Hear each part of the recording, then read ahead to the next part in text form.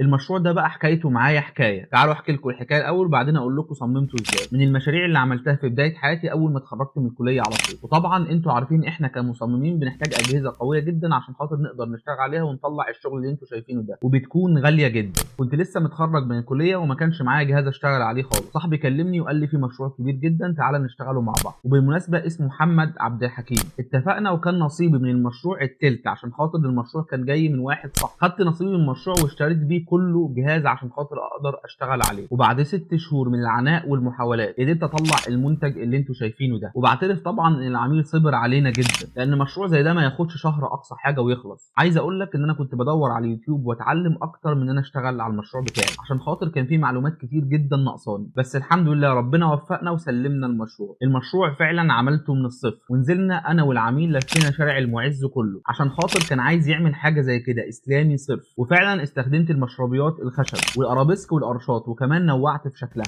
المشروع عباره عن سوق كبير جدا فيه قاعه مؤتمرات ومطاعم وكافيتريات وكمان مسجد كبير، حتى كمان كان فيه فندق. الارضيات استخدمت فيها النقوشات المختلفه عشان تدي طابع مختلف للمكان. اللي عايز اقوله لك اسعى واجتهد وانت هتوصل مهما كانت الظروف. ما تبصش لاي حاجه كبيره على انها مستحيله، خليك دايما حاطط في دماغك انك تقدر وان ربنا عمره ما هيضيع تعبك، وبتوفيق ربنا هتوصل.